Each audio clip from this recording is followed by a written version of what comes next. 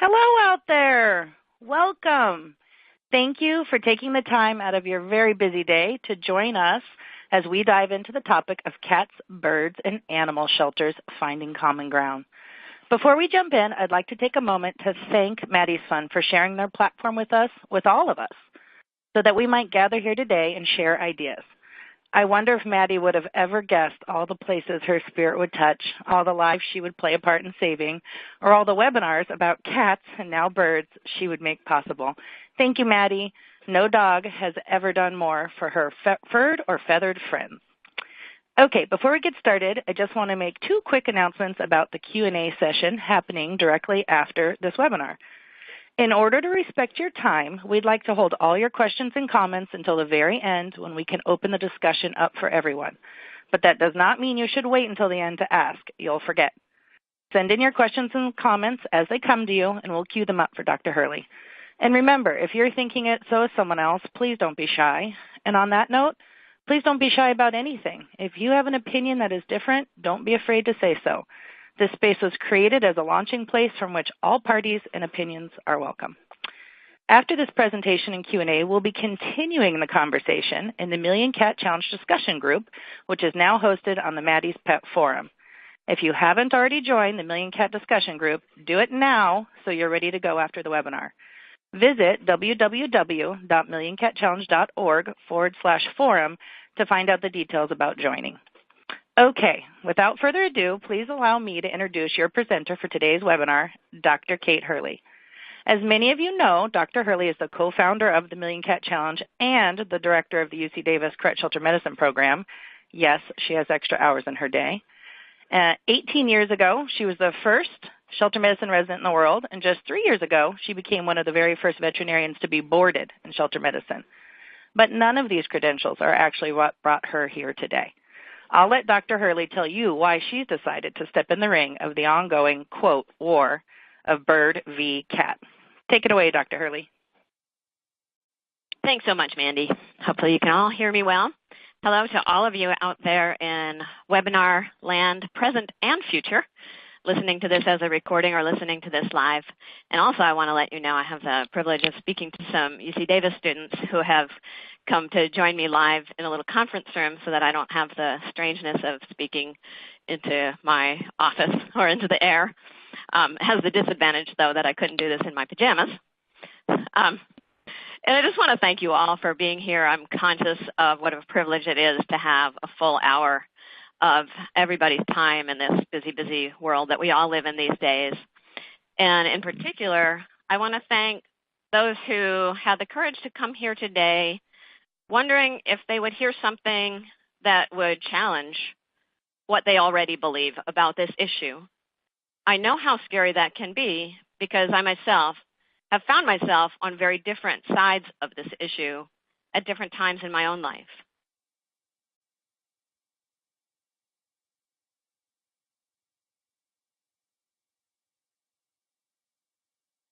So I think we can all agree, no matter where we're coming from, there's strong feelings on all sides. And if you look at these headlines, you can feel like it's impossible that all these different viewpoints could be legitimate or could be expressed by fundamentally good people.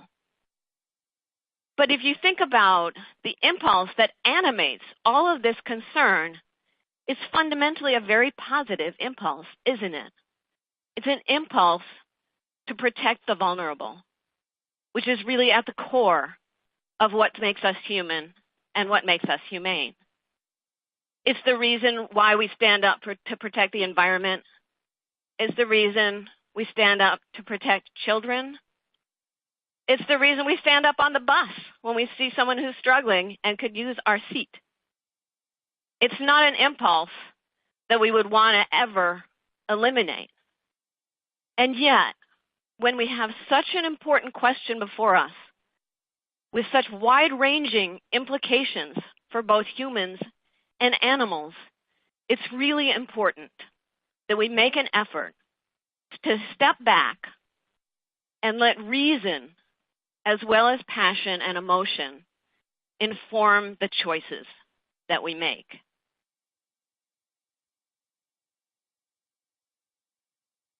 So I want to start with just a question of where you in the audience are coming from, or where you're coming from even if you're watching this or listening to this after the fact. This might not be relevant right now in your day-to-day life, but I can guarantee you that there are people listening to this webinar who had to confront these questions in a very real way this morning before lunch with life and death implications for cats. So here are the questions. If you had to make the decision right now, what would you choose? Would you euthanize a cat if you knew it would protect the life of a bird? Would you save a cat's life if you knew it would cost the life of a bird? Can you not decide? Can you not make such a choice? And so you would simply let nature take its course? Or do you believe there's really no choice to be made there? And go ahead and click on your screen, not in the question and answer box. And I'll give everybody a few seconds to think about that.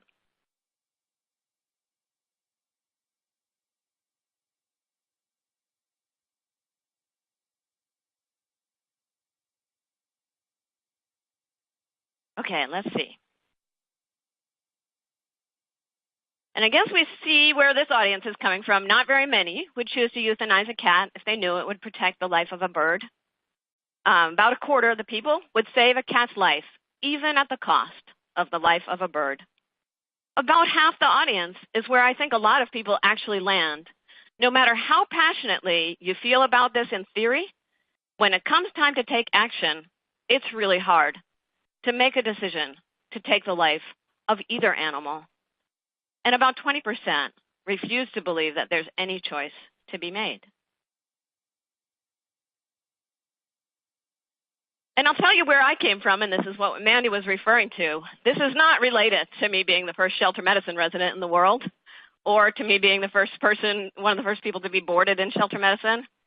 Really relates back to the 6 years I spent as an animal control officer in Santa Cruz, which is perched on the edge of the Monterey Bay, which happens to be home also to sea otters, which since I was 4 years old is my favorite species other than cats. And we did wildlife rehabilitation as well as animal control and sheltering services in Santa Cruz. And I was the one who picked up the birds and the little critters who were injured and killed by cats.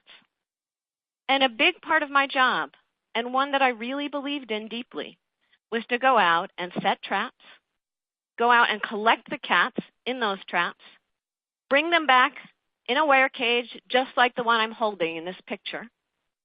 And if the cat was too fearful for me to set it up in a cage and vaccinate it, I personally took that cat straight back to euthanasia, shook her to the bottom of that wire carrier, and gave her a lethal injection as kindly as I knew how. I did that hundreds and thousands of times in the heartfelt belief that it was the best thing I could do to protect the welfare of cats that were not adapted to living in the wild, and to protect the welfare of all the creatures that lived in the Monterey Bay. That's what I believed. I was willing to take the life of a cat because I believed it would spare the life of a bird.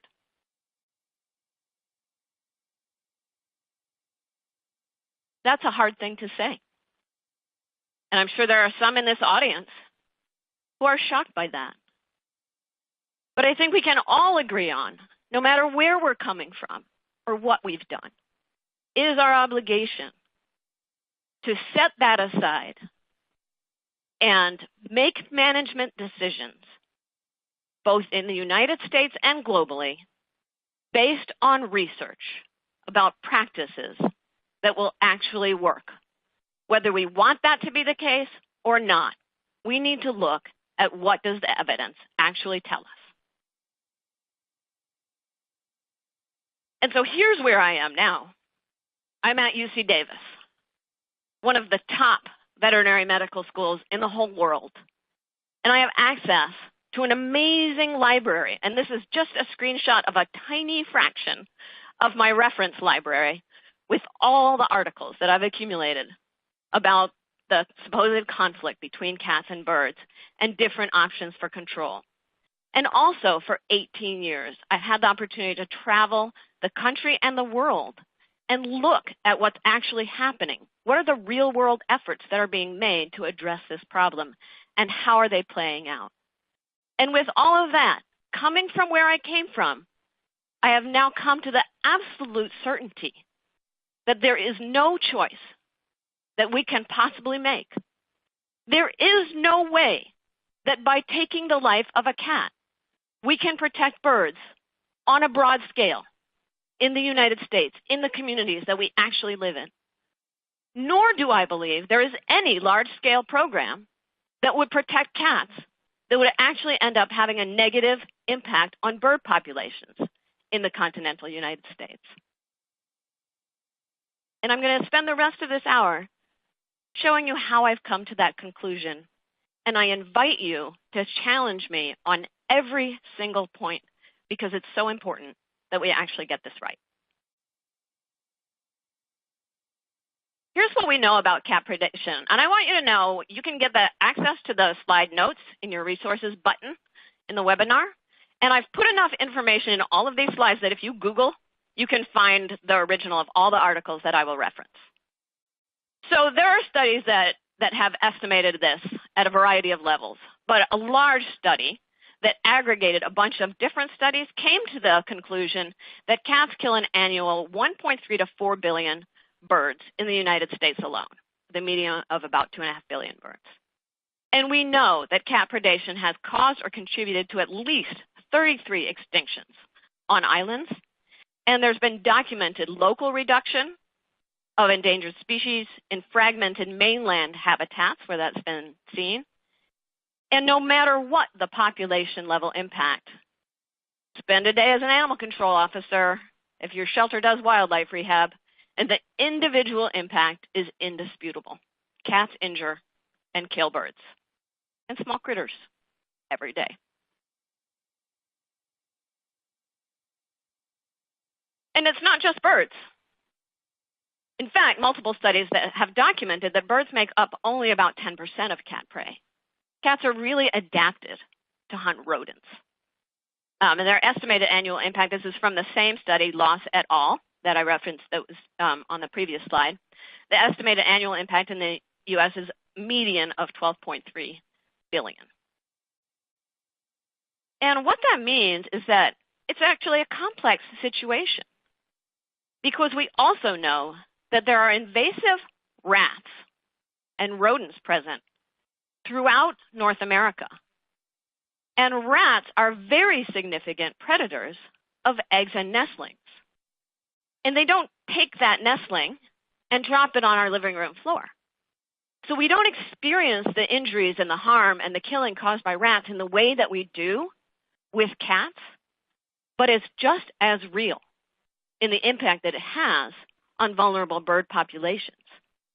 And so, in fact, paradoxically, because they're more adapted to hunt rodents than they are to hunt birds, they may actually have a net benefit for birds when both cats and rats are present, as they are throughout North America, including Hawaii. And this is a quote from some Australian scientists who admit they hate cats. They didn't want to find this, but their research concluded that native mammals were most likely to die off on islands that had rats, but not cats. And so, in fact, when we think to eliminate cats, when we create programs designed at eliminating cat populations, we are taking a risk that not only may not benefit birds, it may actually dramatically harm birds. So even if it were possible, it's not clear that it would be benign. And this is a quote from that paper, and I actually can't see it with my glasses here, so you'll have to read it. A conservation implication is that eradication of introduced apex predators from islands could precipitate the expansion of rat populations, potentially leading to to extinction of native mammal species. When we fool around with these complex systems, we are playing with fire. And here's how that played out on one small island. 11 square miles, starting with a population of about 150 cats. These efforts began in 1968 with 36 cats being trapped, infected with panleukopenia, and re-released onto the island to spread the disease. That resulted in the die-off of about 80% of the cats. But with 20% of the cats left, the habitat remaining, and the food source unchanged, what happens? The cats bred back to the carrying capacity of the island, and within 4 years, the population of cats had been restored. Over the subsequent years, about 5 years, but culminating in 1980, over 37,000 leg-hold trap nights and over 26,000 poison baits put out. And the picture you see in the upper right corner of your screen is from the article that I read about this successful effort. And it shows a leg-hold trap. And then I actually, when I was preparing this presentation, I went and looked up a picture of what a leg-hold trap really looks like. And it was so gruesome that I couldn't bear to include it in this presentation. But I think you can sense just from the words that I've said, just from the simple description of this, the suffering, the pain, and the effort that was involved in eradicating the cats. But they were gone. And then what happened? From 1 in 3 nestlings surviving with cats and rats, we went to 1 in 10 nestlings surviving with rats, but no cats. So the other picture is a helicopter picking up tons of rat bait to distribute across the island. And after 55 tons of rat bait was dropped by helicopter and hunting and elimination of some of the rats by trained dogs, finally rats were eliminated, and then more than 1 in 2 nestlings survived. So it was a successful effort. It did protect the birds. But it took a lot, right? So done right, done comprehensively, and in a situation where additional immigration of predators can be excluded, like an island or a fenced-in area, it can work.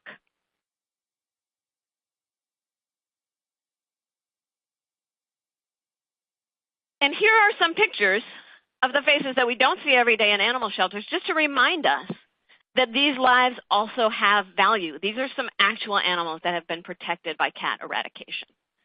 And so we might say, like, yes, it was painful. It was expensive. It took a long time. But it preserved these precious species who had nowhere else to go. And so it was worth it.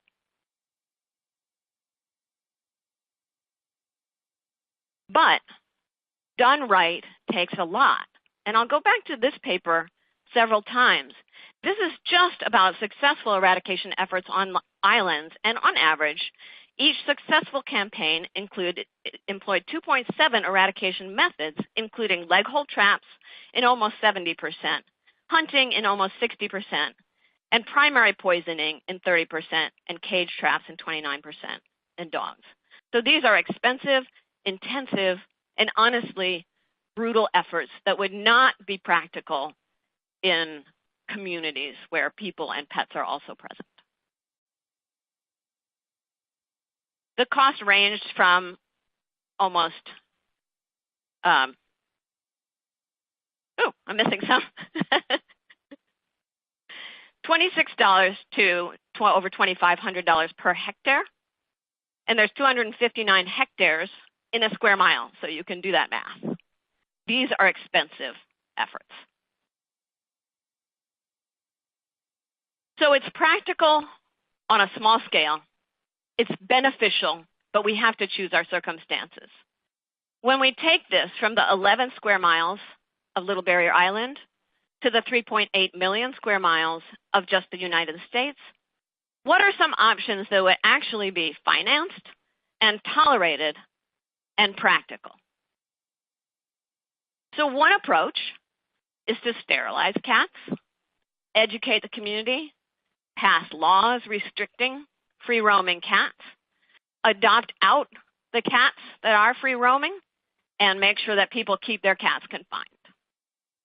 Or we could engage in a massive trap-neuter return campaign, or we could employ euthanasia or other means of lethal control. Those are the options I could think of, besides just doing nothing and letting nature take its course.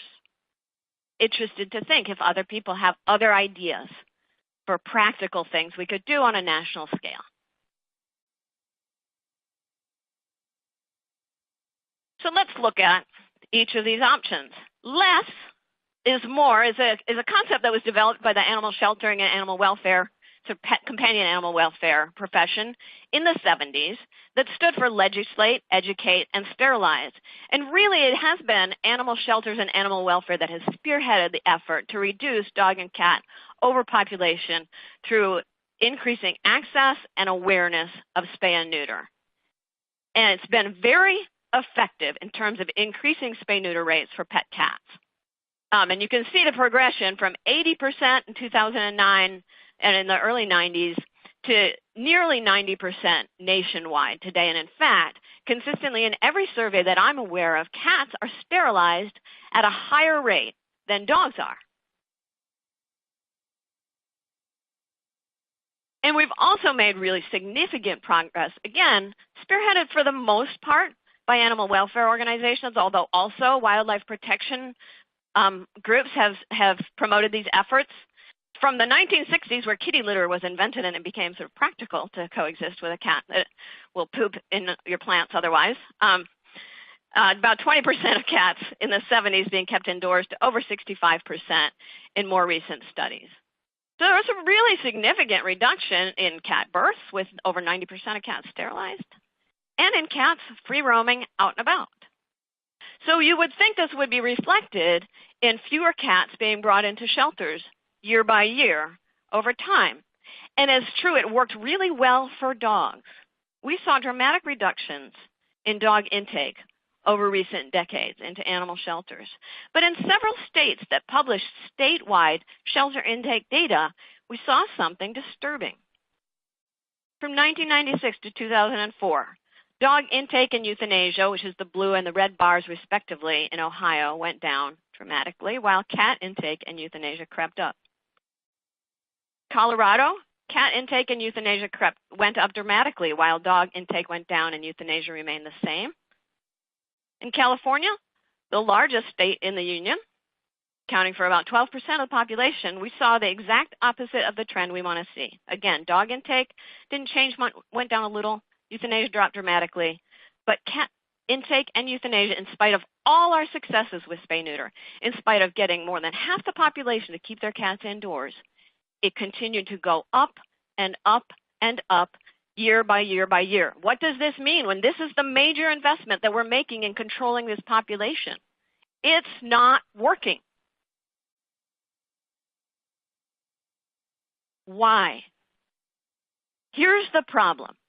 It's estimated that there's between about 75 and 85 million pet cats in the United States.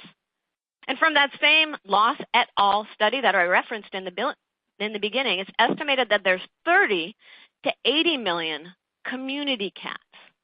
That is a population where we have no equivalent for dogs. So our legislate, educate, sterilize campaign, it reached pet owners, right? There's no cat that's going to escort itself into a spay-neuter clinic and be like, take me down.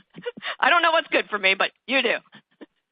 Right? Cats don't follow a leash law.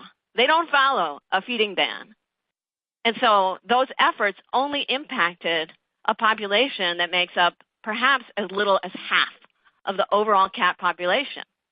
What happens when we reduce part of a population? The remaining population breeds to the carrying capacity of the environment, just like on Little Barrier Island. When we have habitat and we have food and we have free roaming breeding animals, they breed to capacity. So we have pet cats that are the target of spay-neuter, indoor cat communications, leash laws, and education. And then we have all the cats that are out and about in communities. And importantly, although a lot of the controversy swirls around large colonies of cats that can aggregate and have an impact on local wildlife and create a lot of nuisance issues, less than 5% of free-roaming cats are part of colonies. The vast majority of free-roaming cats live in 1s and 2s and 3s and 4s in alleys and yards and behind dumpsters and behind restaurants and behind your and my house.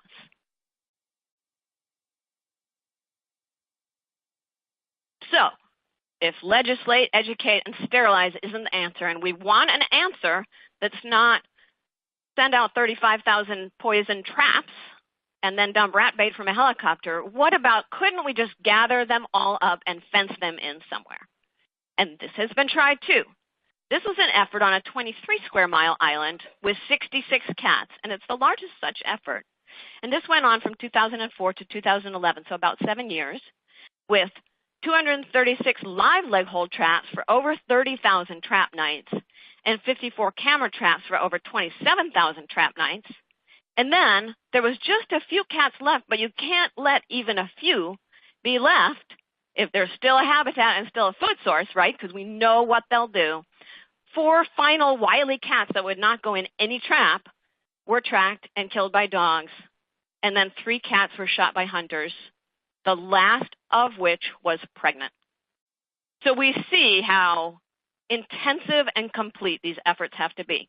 That effort was $2.9 million, plus $50,000 a year to operate the sanctuary for the cats that were confined as they've gradually friendlied up and been adopted out or died off. So again, like eradication, this can work, but it's hard to scale.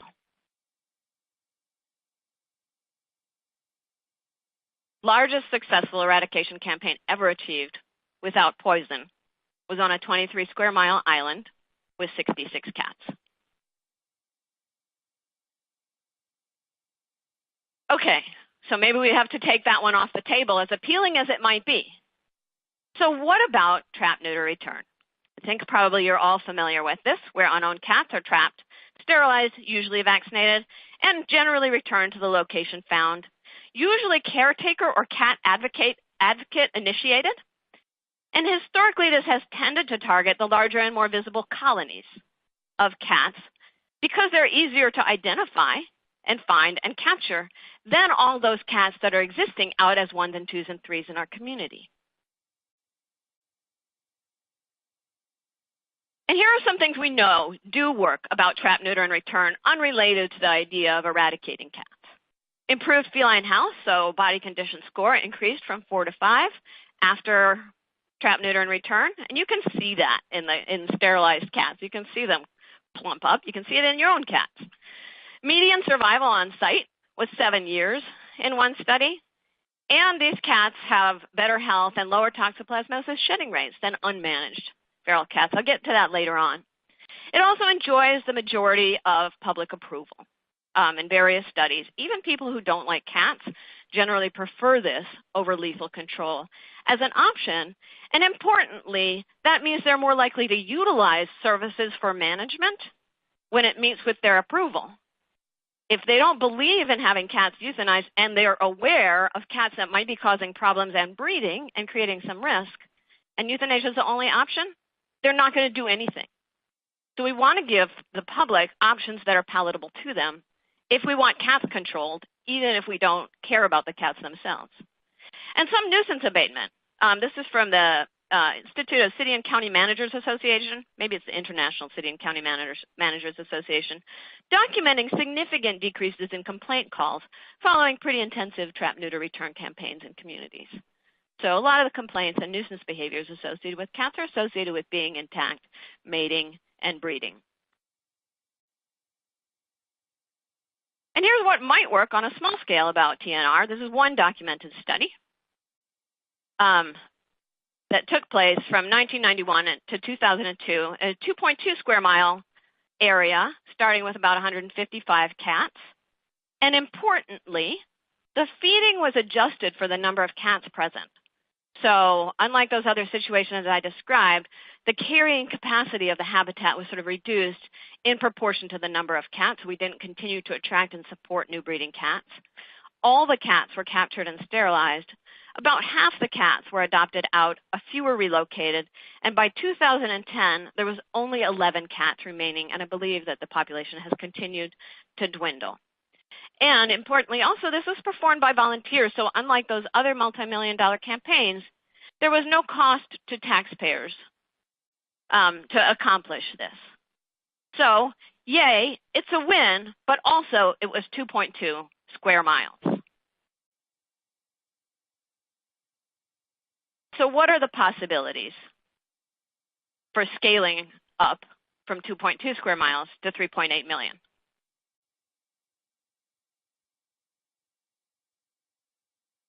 There are limits to TNR for eradication. This is from the same study that I showed earlier, talking about successful methods and noting that contrary to claims by proponents, feral cats have not been eradicated from any island using trap, neuter, and return. And here's a reality check for all of us. This has been well analyzed, and mathematical models, as well as our experience, predict that you have to reach a certain proportion of cats through TNR in order to actually have the population dwindle to zero over time.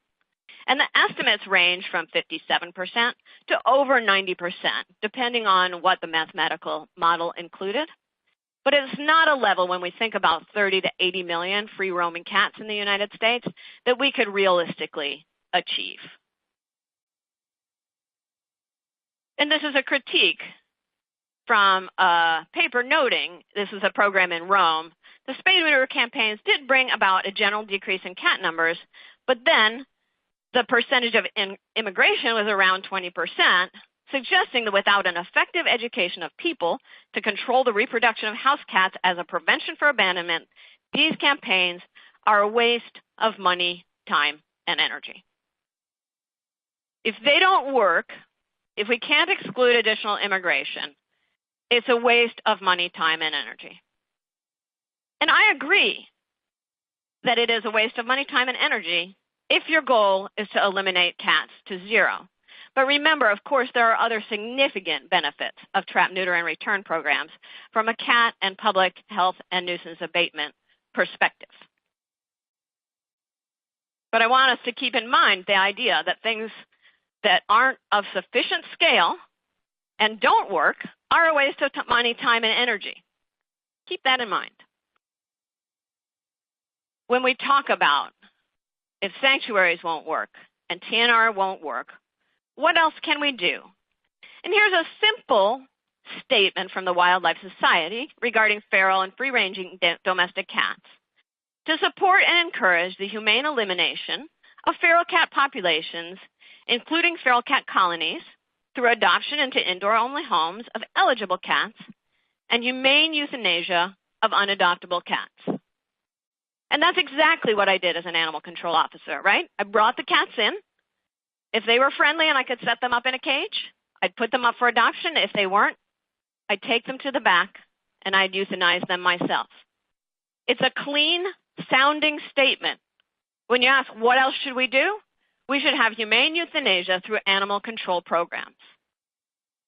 But what are we actually talking about when we advocate and even permit and fund that practice?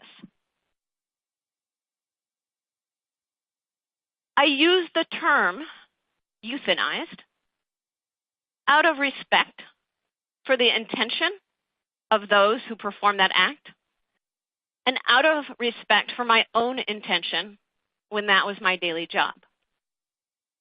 But if you look at the cats, and the cats on this slide are cats that were on their way to euthanasia. If you think about the experience of a feral and free-roaming animal being captured, being held in a noisy stainless steel cage with dogs barking and doors slamming, and being shaken to the bottom of a wire carrier and given a lethal injection when you were perfectly healthy 3 days ago, it is not euthanasia in any sense that that word was ever intended. And it's not humane for animals or for the people who perform that act. The vast majority of this operate through animal control and sheltering programs. These are funded by donor dollars and taxpayer dollars designed to support and manage companion animal populations. And because cats are the species most frequently admitted to animal shelters, and until recently, euthanasia was the most common outcome at the vast majority of animal shelters in North America, this has been the largest single investment that we have made in control of this population. And it's not initiated scientifically based on which cats are most at risk and which cats are most likely to cause harm to wildlife populations. It's initiated by individual annoyed and concerned people because a cat is pooping in their garden, because it's cold outside and they're worried about the cat, and they don't know what else to do, and they bring it to an animal shelter thinking that's the right thing. And then the euthanasia is performed by shelter staff. What works about this? Does it help protect feline health? I believed it did when I was an animal control officer. I believed that feral cats would suffer when they were out and about on their own. But we already saw the benefits of trapping and neutering and returning them as a means to protect their health as an alternative. And even without that, we know that trapping is rarely targeted to the cats that are really at high risk of suffering, because those aren't the ones that are in contact with our communities and that are coming into shelters in good body condition.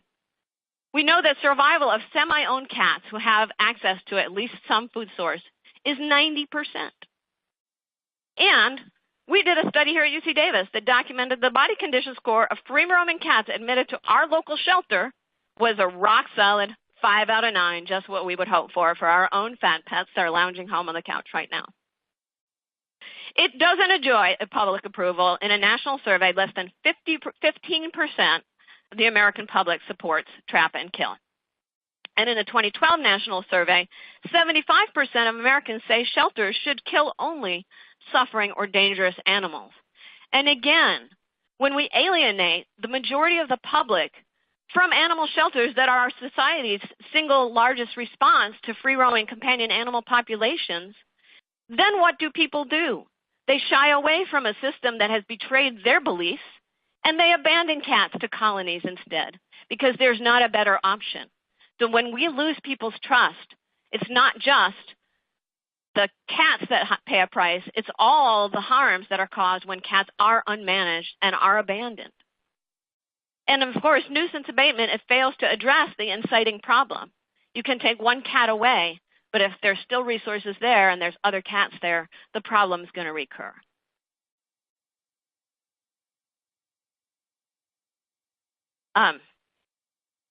But what about this? What about this? Must cats die so birds can live? Even if it doesn't help with cat health, even if it doesn't abate nuisances, even if most of the public doesn't approve, do we as scientists, as the professionals, do we know better? Do we have to say, yes, cats should die so birds can live? And now I'm going to just take this out of the realm of cats and talk about a different species, but a really similar question, right? Coyotes, kill them or leave them alone? They're insatiable killers. Most important predator of sheep, goats, and cattle. Sounds familiar, right? Insatiable killers in our midst.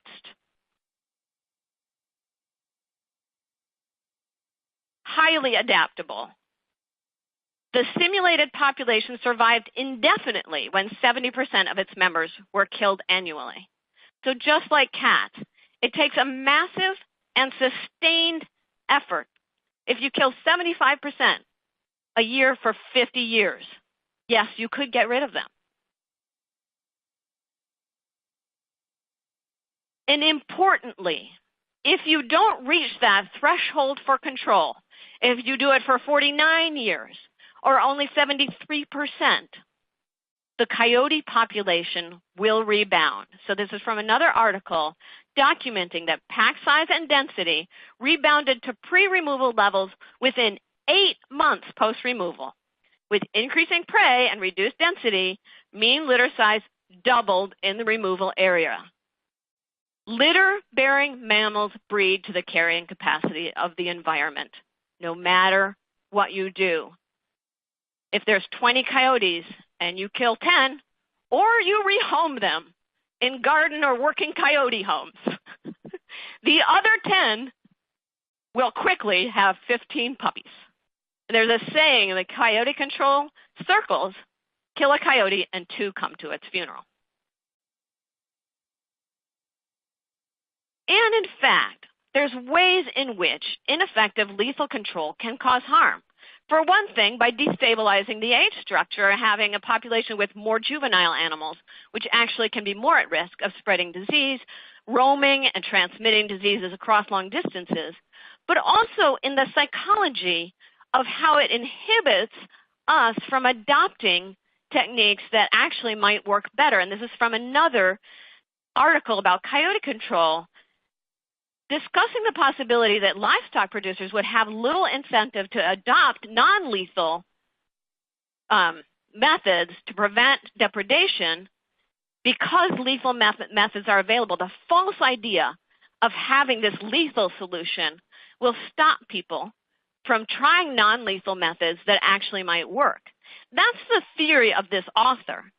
And here's, interestingly, how it played out not far from us here in California. This was Marin County, and those hippies created a ban on killing coyotes. And here's a quote from a livestock producer. "We've pretty much learned how to control coyotes on our own," said Jensen, whose losses to coyotes have declined 60 to 70%, from about 50 lambs a year when a federal trapper worked there to 15 to 20 a day today. Anything that can help you 24 hours a day, like electric fencing, is a good thing. Electric fencing was invented decades before this ban on federal killing went into place. That farmer could have put up electric fencing any time, but he didn't do it until the false solution was taken away. So what do we not do? What do we not think about? What do we not invest in because we are investing in a false solution? So I'm sure you can see the parallels between 2 adaptable, prolific, and controversial populations. And so I think we really need to ask the question, not must cats die so birds can live, but can cats die so birds can live? Is there any possibility that we could possibly kill enough cats by any means available to have any benefit for bird populations on a community or continental scale? Here's the same reality check. It's the same papers that documented that there was a threshold for TNR. There's a lower threshold for euthanasia or removal. It really doesn't matter if you kill them or rehome them or euthanize them or put them in a sanctuary. At least 50% removal is required for eradication, and not just once, but sustained year after year after year, along with prevention of immigration. We have 30 to 80 million unowned cats and, additionally, owned cats that are outdoors in the United States, and 1 to 2 million cats euthanized in U.S. shelters and declining rapidly. So we would need to scale that up 15 to 160-fold in order to actually eradicate cats by this means. Removal short of eradication has no benefit. It does nothing. In fact, it may even cause harm. We saw it with coyotes. Here's a study that was done a few years ago with cats. Contrary to expectation, this wasn't what the researchers were trying to achieve or show. The abundance and activity of feral cats increased in the cull sites by as much as 200% compared to pre- and post-culling periods and compared to equivalent sites where no culling was done. And this was intensive. This was much higher than could be achieved through the laissez-faire efforts that occur around animal shelter programs. This was as much as 30% of the cats being trapped. They were scanned for a microchip, and if there was no microchip, they were shot in the head. So even at a higher level of control than what we could achieve, the result, paradoxically, was a destabilization of the age structure, more cats being born or immigrating to take advantage of the habitat that existed. So which one of these activities is a waste of money, time, and energy? On the left are cats in a TNR program. On the right are cats who, on that day, at that moment, were being wheeled to the euthanasia room of an animal shelter where we were consulting. TNR improves feline health, reduces nuisance impact, and has widespread public support, and is not likely to eliminate cat populations on a large scale.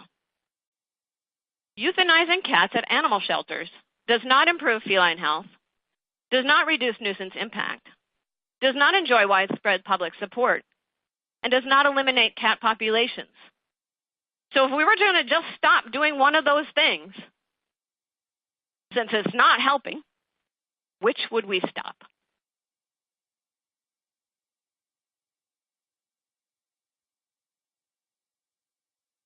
And what would be the cost of not stopping? And what would be the value of changing that practice in the United States? Not for cats and not for birds, but for the people that we entrust with caring for the most vulnerable animals in our society, that we ask to care for animals that are lost, that are abandoned, that are the victims of cruelty and neglect, and who then we ask, just like I asked of myself, to go to work in the morning and euthanize healthy, free-roaming cats that have been brought in by members of the public. If we had evidence that that was actually going to protect birds, that was actually going to protect public health, that was actually going to serve any larger goal, it would be a hard thing to ask, but we could ask it. But in the absence of any evidence that that serves any positive purpose, we need to challenge ourselves as a society to look at the data, to look at the evidence, even if it doesn't tell us what we wanted it to tell us, and make a choice that is not grounded in passion, but is grounded in reason, and lift this burden off of the shoulders of shelter staff.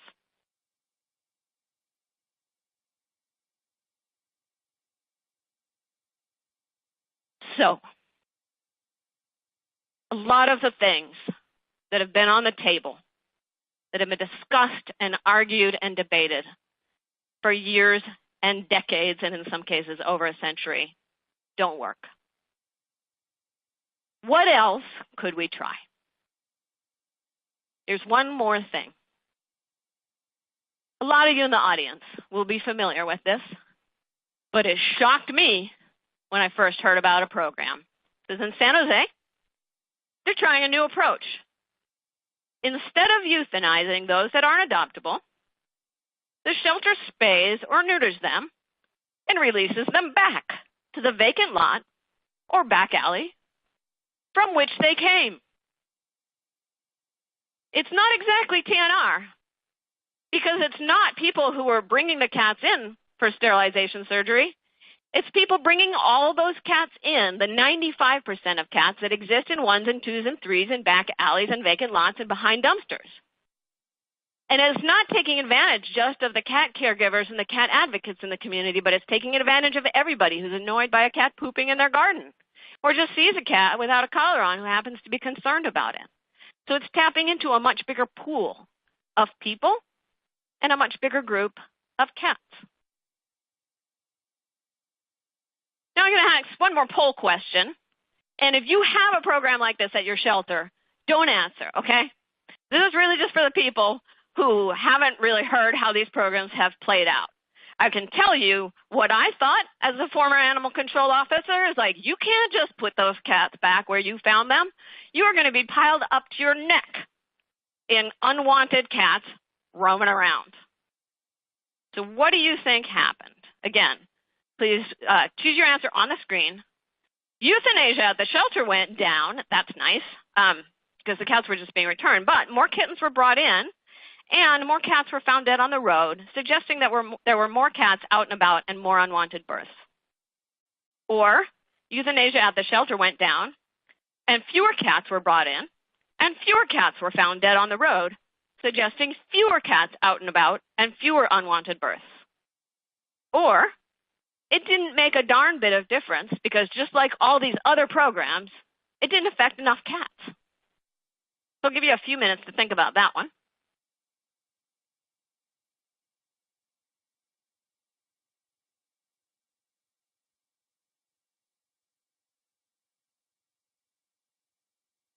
All right, and we've got 90% of people voting for everything went down, and 10% voting for it didn't make a darn bit of difference.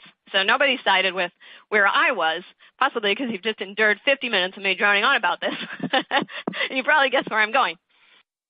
But here's how it played out.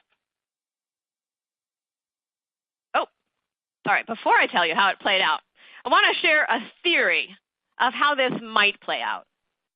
So we know from a variety of studies that about 1 in 7 people in the United States feeds cats they don't own on purpose. And then in addition, we are aware that there are certain restaurants and dumpsters and so on that provide a food source for free-roaming cats.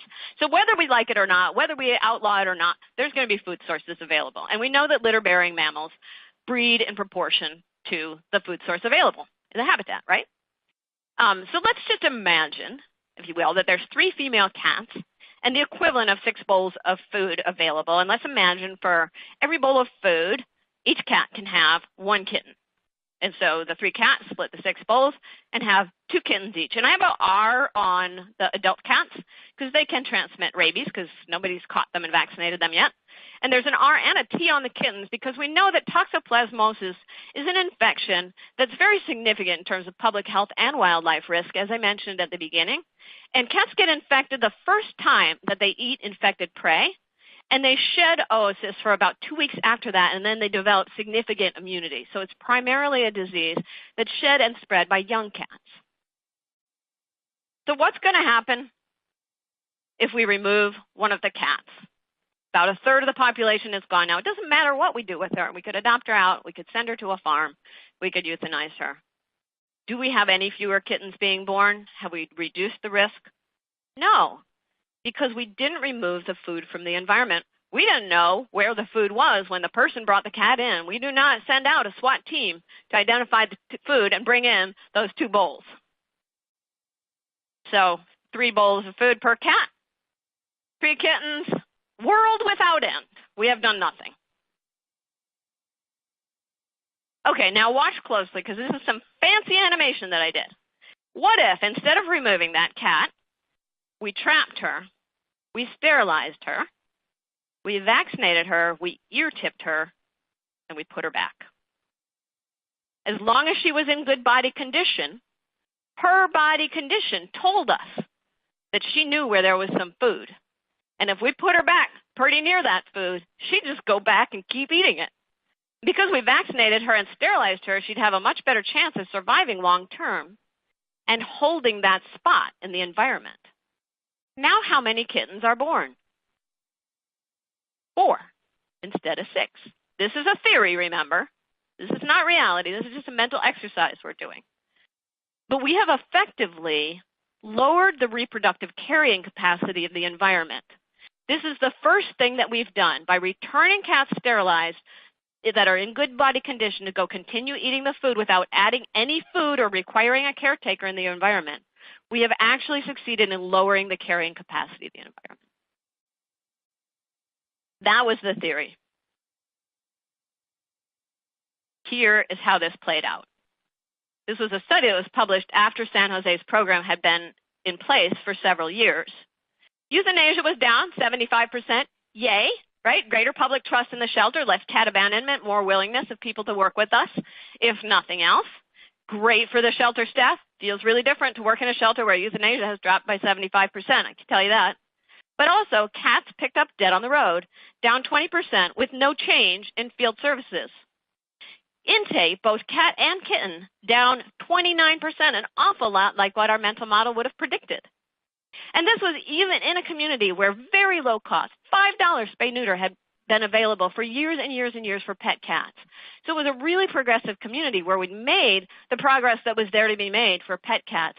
But this then had an additional impact on tackling that unowned free-roaming cat population that had been so hard to reach by any other means.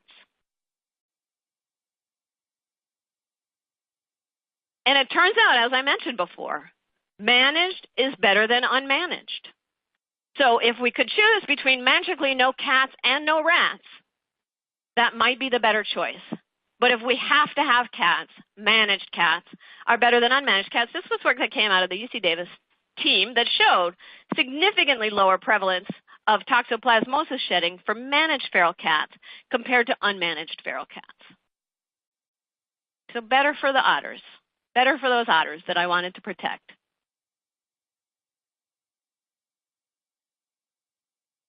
So it seems like this is win, win, win, win, right? It's a win for the shelters. It's a win for the public. It's a win for the cats. It's a win for the birds and for the other animals. It's the only thing that we've shown that at least provides some evidence that there's fewer free-roaming cats being born and out and about and running around and getting squished and causing havoc. Why are we still arguing about this? Why is one shelter not allowed to do this practice? Why are we still funding with taxpayer dollars other practices? Why are there books being published called Cat Wars? Are you familiar with the backfire effect? It goes back to what I talked about at the beginning. We have some values that are so core to our identity, that are so core to our sense of who we are. And it turns out, and this is so troublesome, that relevant facts do not affect beliefs that are core to our identity. And in fact, contradictory information, the information that I just presented over the last 50 minutes, actually strengthens those core identity beliefs.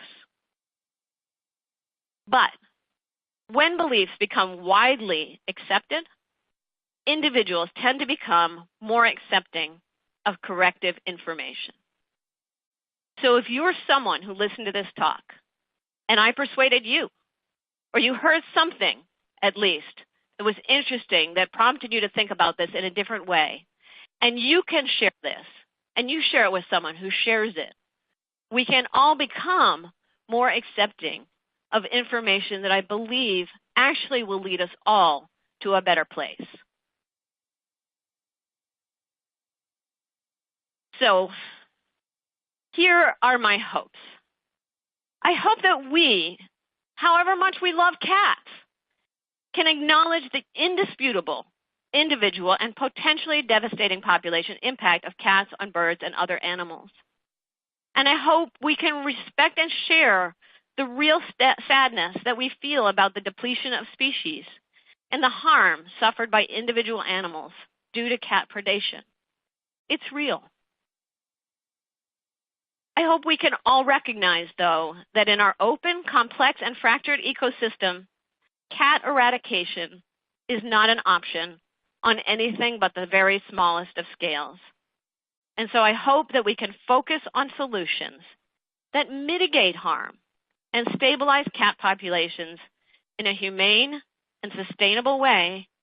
And then I hope we can take all that energy that we have spent on arguing and debating and fighting and sending letters to the editor on practices that will really protect wildlife, whether that's preserving habitat or limiting harmful pesticide use, taking out your lawn, putting in wildlife-friendly gardens, feeding birds responsibly, preventing wildlife strikes, and so many other methods that are there for us to pick up if we can put down our weapons and actually start using them. So here's to common ground. I really think that there is a solution available to us that is better than any we could have hoped for and not as scary as a lot of us might have feared. Thank you, and we'll open it up now for questions. Whew, that was a roller coaster. Emotions, and theories, and data. And you landed squarely at the top of the hour. Good job, Dr. Hurley. But really quick, I want to make an announcement since it is right here at the top of the hour. For anybody who has to jump off the call, just know that your link to this webinar will be available tonight for the live performance. You can catch up on the Q&A, anything you miss here. We're going to take 3 questions since we know people have to scurry, and then we're going to continue the discussion over in the Maddie's Pet Forum.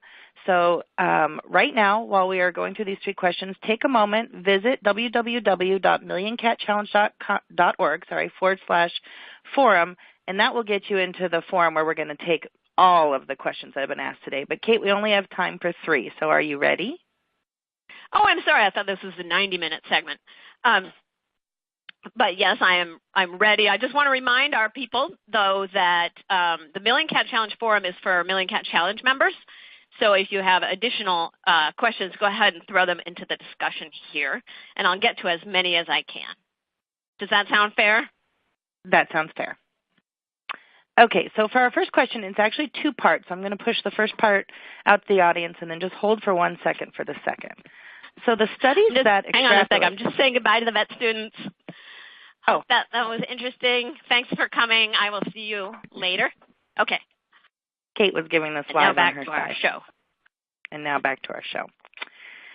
So the studies that extrapolation predation rates from birds are greatly disputed from A, a statistical validity level, and B, from the projected numbers vis-a-vis the total population of birds in U.S. Can you comment? So that is absolutely true.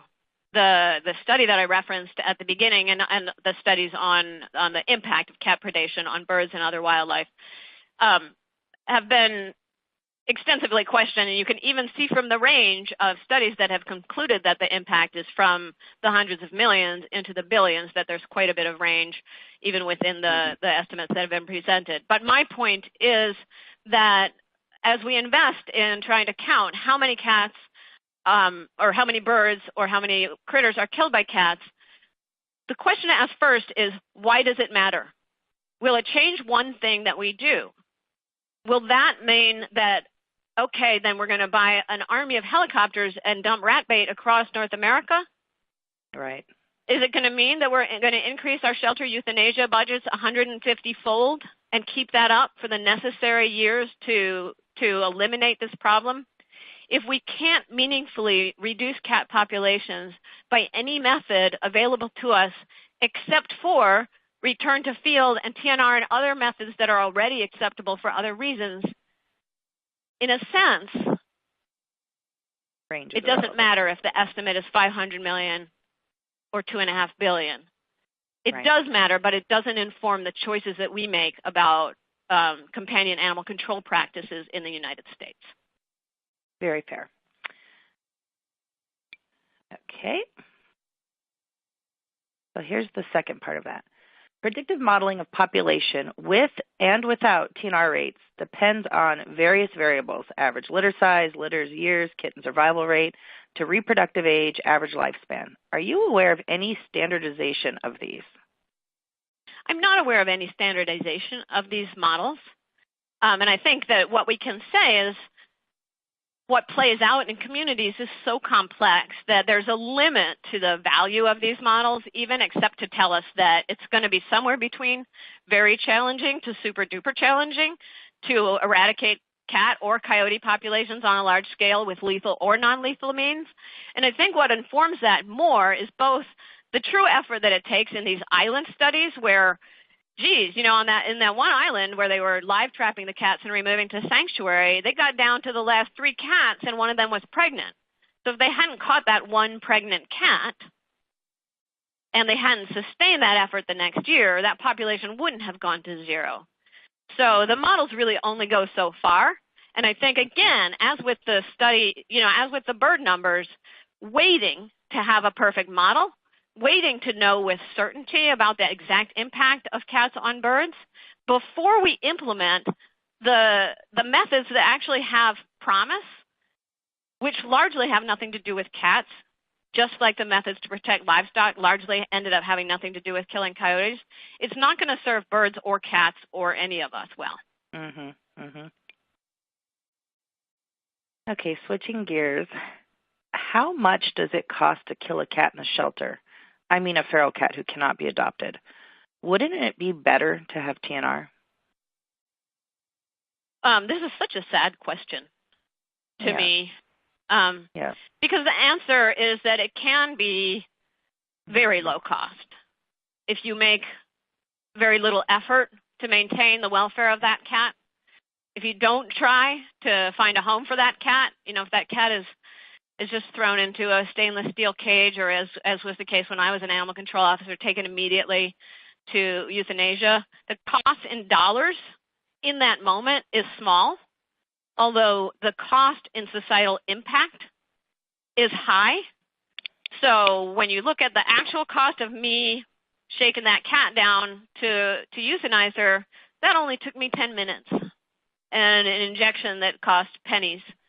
But the cost of me driving around in my big old animal control vehicle trying to help people with their cat nuisance problems, paying county gas, and me being paid my hourly wage to set those traps and talk to those people and wonder why year after year after year after year we admitted the same number of kittens or more, that cost was high. So if you try and pencil it out, it does cost more to spay a cat than to make no effort and euthanize a cat on a cat-by-cat basis. But in the long run, sterilization and return can reduce intake, can reduce nuisance complaints, can reduce field services costs, and can make communities better and safer places that actually in a way that's more cost effective and also more likely to attract volunteer and donor dollars, so not as likely to have to be carried entirely on the taxpayer dime. So these programs can be very cost effective and actually cheaper in the long run. An excellent point.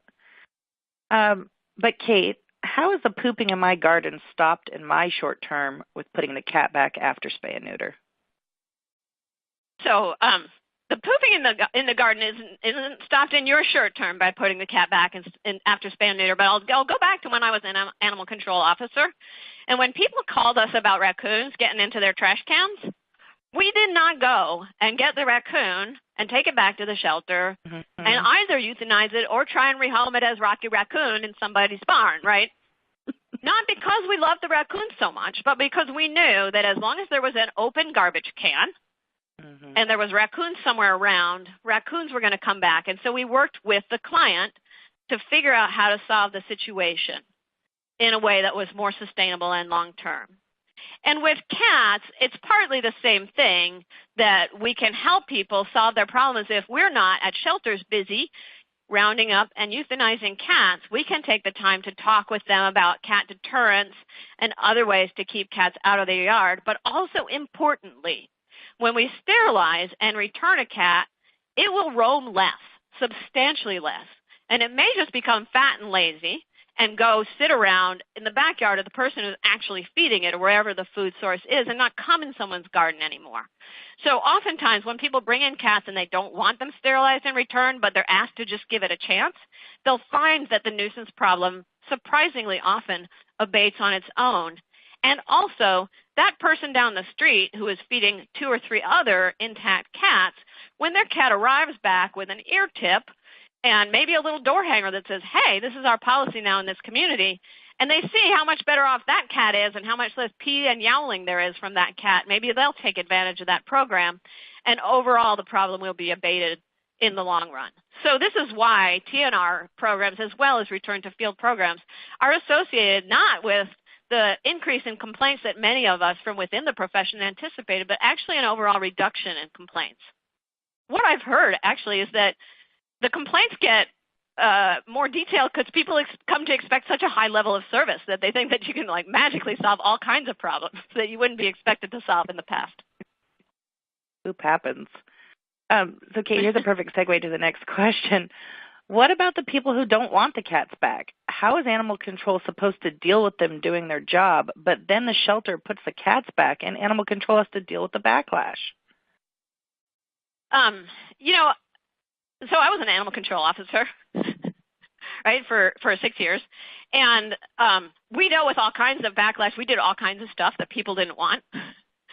In fact, lots of people didn't want us trapping and killing cats, in truth. And I dealt with the backlash for that. I dealt with people who tried to take my traps and destroyed them, and who wrote nasty letters to the editor about what we do. So we know that, in fact, we serve the whole community. We don't serve just the people who don't want cats around, but we serve the 85% of American citizens. Sorry, I've lost my signal here. Hopefully we're still here.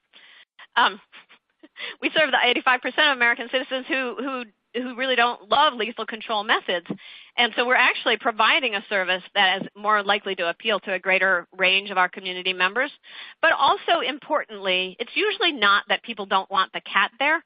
They don't want the problem there. Problems. And so shelters can work with people to solve the problem. Again, whether that's giving people a deterrent to keep the cat out of their yard, or seeing if sterilization actually makes the cat roam less, helping to figure out who in the neighborhood is feeding and attracting cats and talking to them about doing that in a more responsible way, not putting out excess food to attract not only neighborhood cats but also wildlife.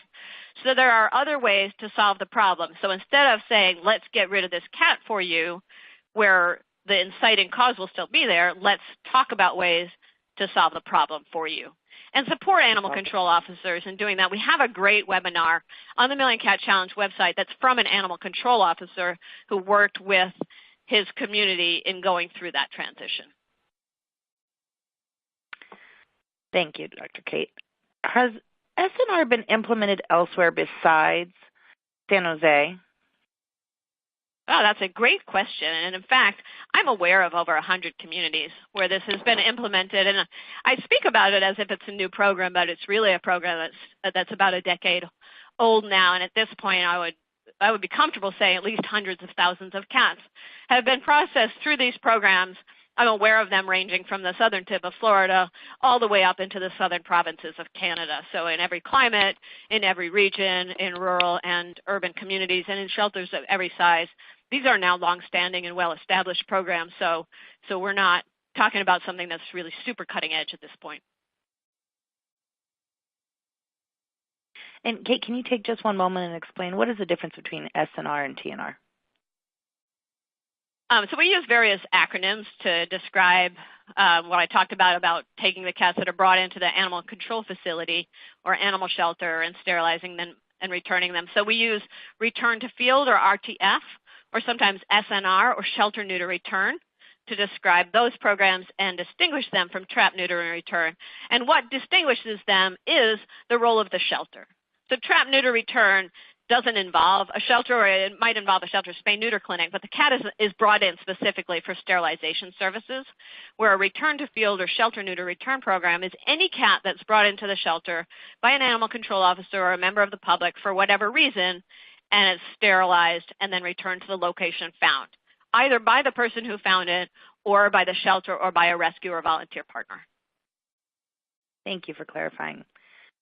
How do I get these policies in my community? They took cats out of the bylaws, so you can't even complain about cats. It goes nowhere. Post if you're with a Million Cat Challenge shelter, post that question to the Million Cat Challenge discussion forum. You can hear from many, many shelters that have faced the same problem that you have. And if you're not a member of the Million Cat Challenge, email us at info@millioncatchallenge.org. And if we don't have the resources for you, we can certainly put you in touch with some recommended resources and webinars on that subject specifically, because certainly there have been many communities that have successfully made these changes. And it's because the intent of the law is what we all want, which is to reduce nuisances caused by cats, to reduce suffering and problems experienced by cats, and to reduce issues caused by cats. And we know that these programs are the best way to accomplish that, and that's the intent of the law.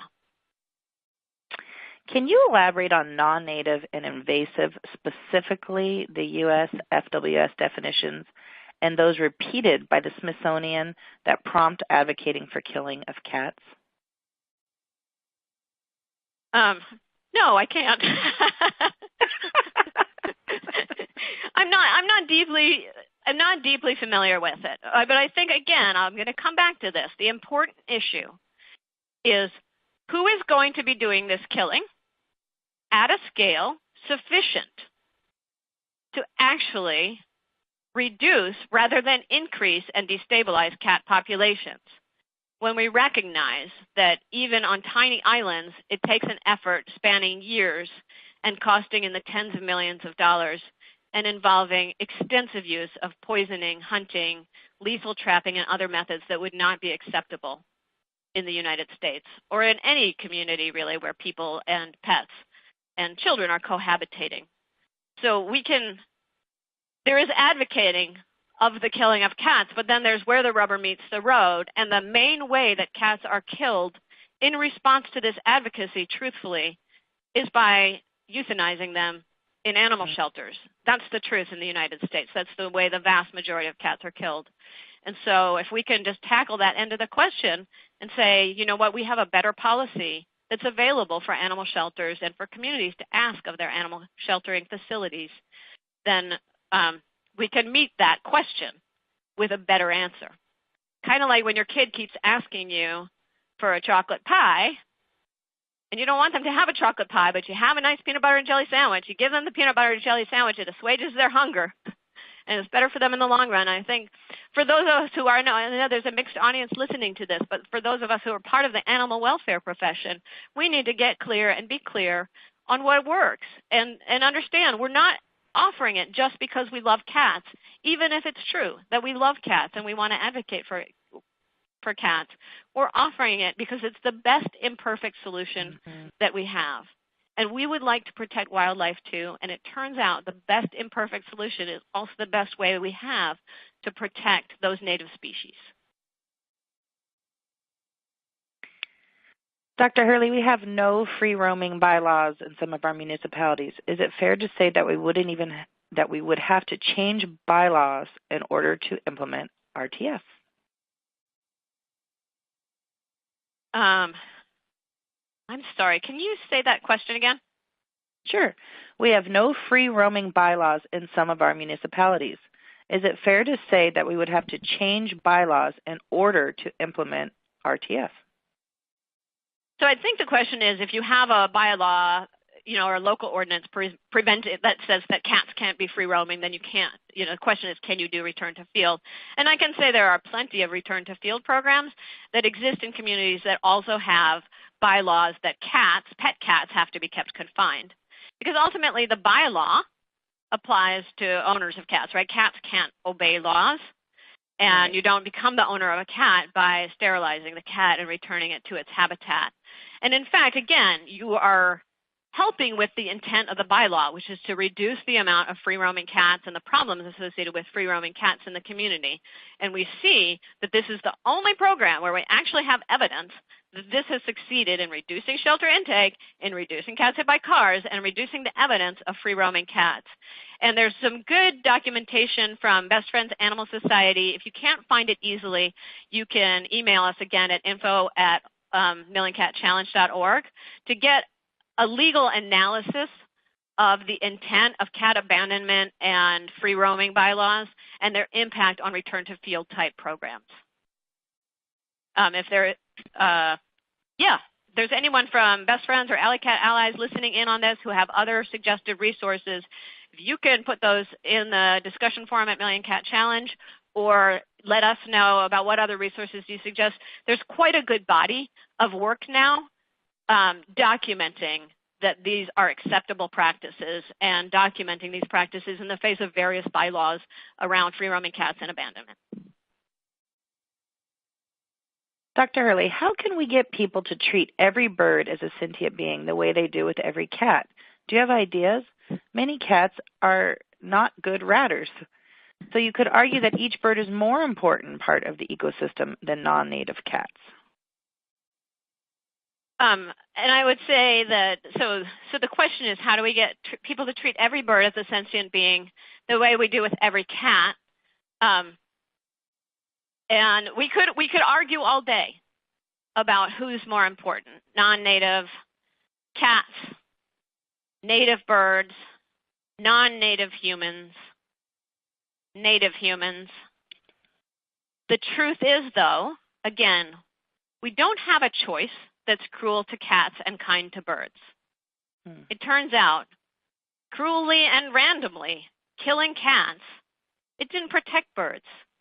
And scientists who hate cats and hate to admit that publish that with more conviction than scientists who are cat advocates. And I do think that, and this is the calculus I made. The calculus I made was that the life of a sea otter was more valuable than the life of a cat. And I love cats. When I thought that was a choice that could be made, but what I believe now is the way we treat every sentient being as valuable is by treating every sentient being as valuable. And refusing to accept a compromise or a practice that values the life of one sentient being over another, whether that's a native or a non-native species or a native or a non-native human being. We do the best we can to meet the needs of everyone in the kindest way that we can. And in accepting imperfect solutions, we come closer than we otherwise could to doing the best for everybody. That's such a beautiful answer to that question. How do the shelters decide which cats to SNR or adopt out? That varies depending on the shelter. So one of the things we know is that, this is sort of an aside, but we know that free-roaming pet cats that are lost by their owners are 10 times more likely to get back to their owners if they're left in the neighborhood where they were lost or if they're returned to the neighborhood where they were lost. So one other important mission of animal shelters, aside from controlling cat populations and protecting other species, is to reunite lost pets with their owners.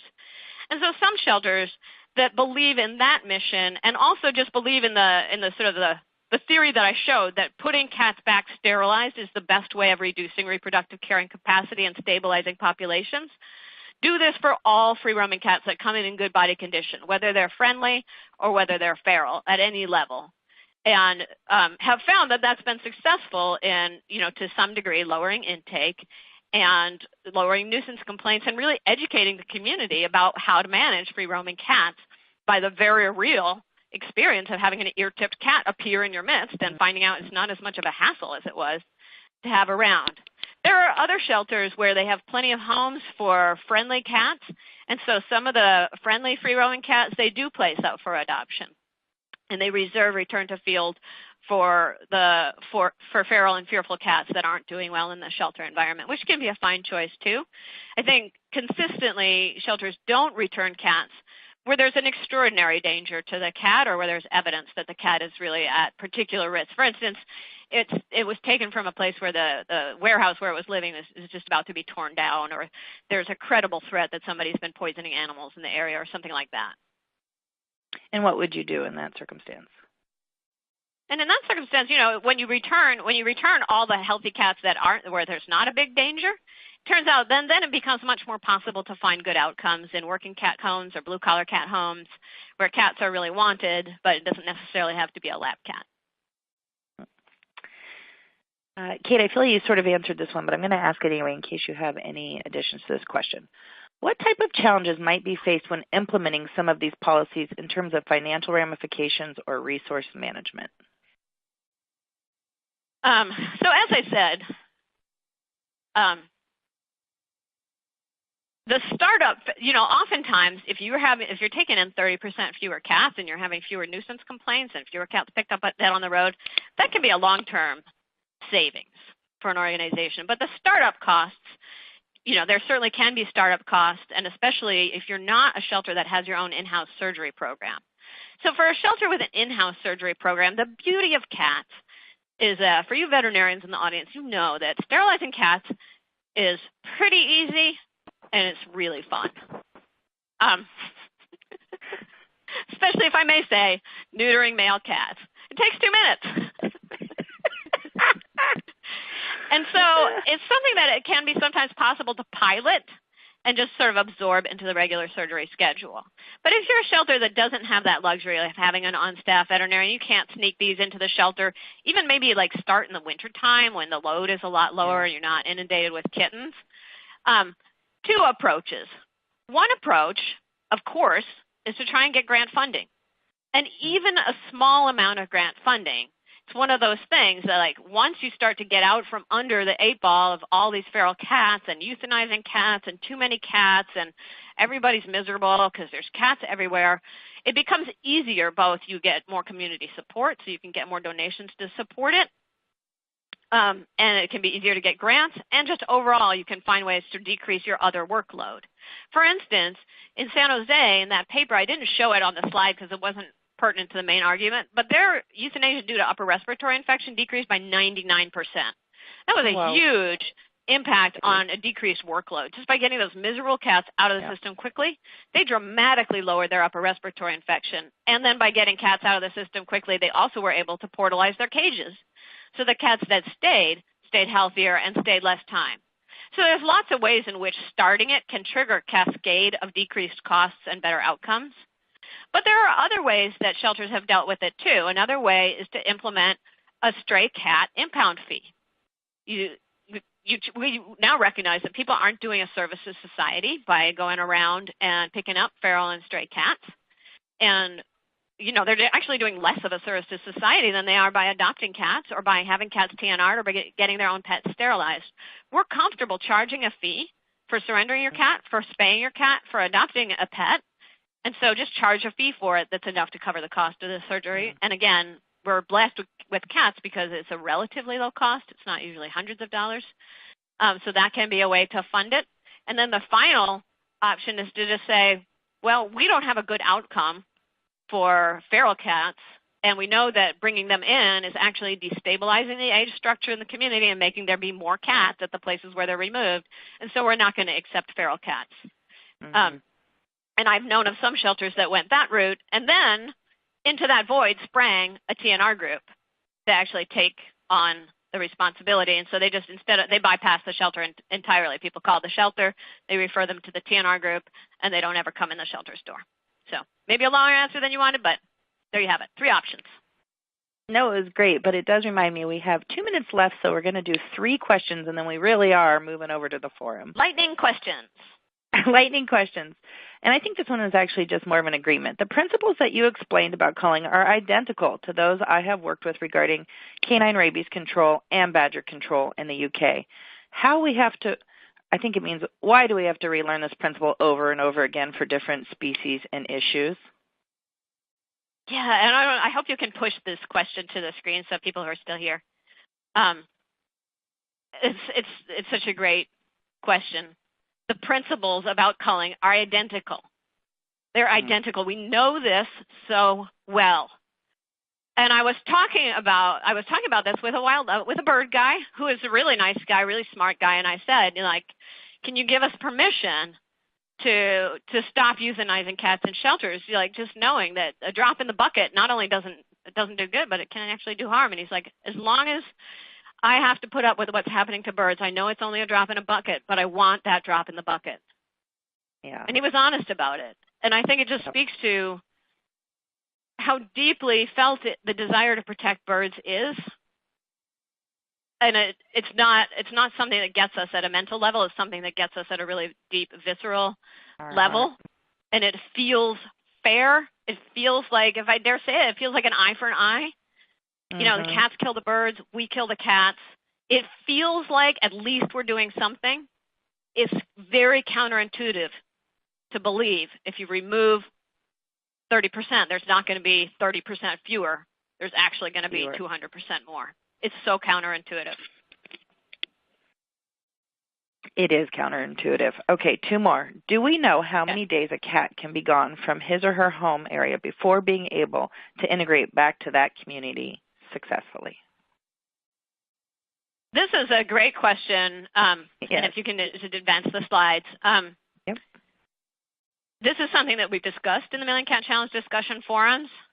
There's a lot of comfort with keeping cats up to 2 weeks, although I would say that it's miserable for the cat. So if there's any possibility that you can turn them around within a day or 2 or 3, that's definitely ideal. But if for whatever reason the cat has some injury that needs to be monitored, or you catch the cat and then a blizzard comes along and you're holding on to it, shelters certainly have returned them as long as 2 to 3 weeks after capture, and some shelters have reported returning them. I know at least 6 to 8 weeks that I can remember. And people who have experience with returning cats also say, you can kind of tell when you try to return them, whether they know actually where they're going or not. And cats do have quite a memory for place, as we've seen in a lot of the stories that we hear about cats, like getting on a truck and getting shipped across town and then making their way back to their home turf. What about RTF? Last one. What about the RTF of 2 to 3 pound kittens? Or what is the minimum age for RTF SNR? So a lot of programs have a minimum age for SNR of 12 weeks because that's the week at which rabies vaccine can be given with some expectation of success, or some at least sort of accepted that it'll be protective. And certainly kittens under 2 to 3 pounds are at much greater risk if they are returned, and less likely to be sort of adapted to the habitat where they are found. So if there's a possibility of either waiting until the kittens are older for them to be trapped, or if they're young enough to be socialized, then socializing them and prioritizing your rehoming efforts for those kittens, that's really ideal. I've certainly seen it happen where it was 10-week-old kittens and, oh gosh, they were brought in by a board member and they were too old to be socialized, and they were just a little too young to be returned to field, but it clearly wasn't an advantage to anyone to try and raise them in the shelter where they were just hissing and biting everybody. And so they were sterilized and returned with, ideally with more monitoring than you would have when you're returning an adult cat. Dr. Hurley, we want to thank you so much for this very thoughtful presentation today and for all the wonderful questions.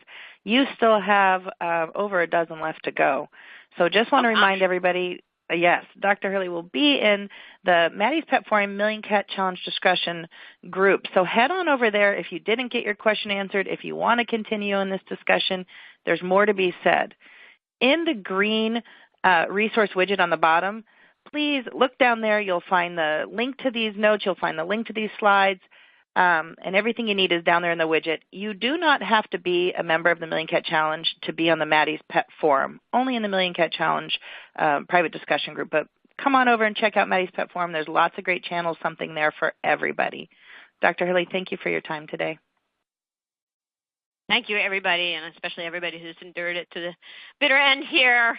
And thank you all for the great work that you're doing. Have a great afternoon. Have a great day out there.